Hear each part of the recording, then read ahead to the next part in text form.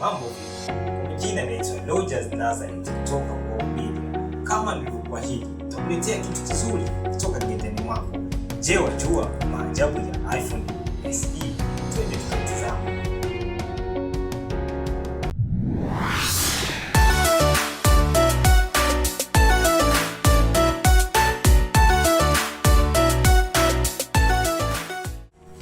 Fahamu zaidi, iPhone SE ina matoleo mawili, 2016, 2020, ambalo limetoka mwezi wa 4.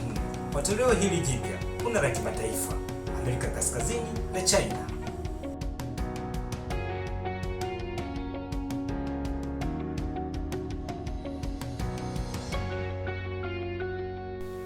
Tukiangaza kwa mwonekano, ina urefu 138.4, upana 67.3 na uzito wa gramu 148.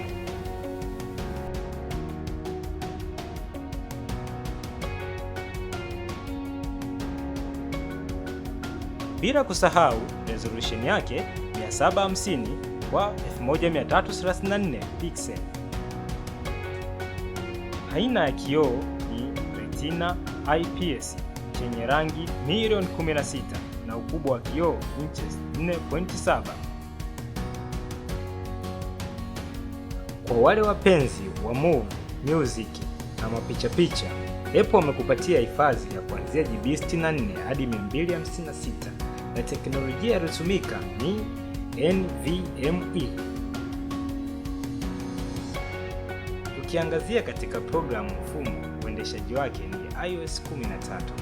Processor ni Hexa-core. Kwa kupendelea zaidi, wamekupatia graphics processor 4 cores.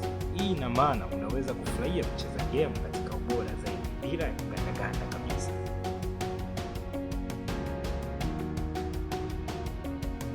Wasifu wa kamera: megapixel 12, aperture 1.8 HDR na 4K video.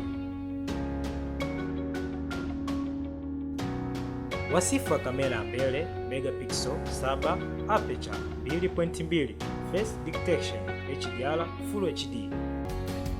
Zingatia, kwa lugha ya mawasiliano ina Wi-Fi 802.11.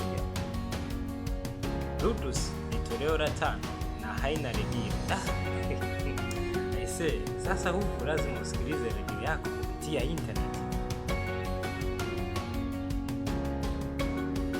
Bila kusahau kurejeshwa tena kwenye kitufe cha menu chenye mguso wa kidole au fingerprint.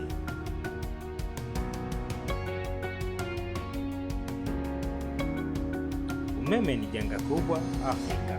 Kwa beti ya mAh 1821 ambayo sio mbaya kwa single line na beti yake ni ya wireless.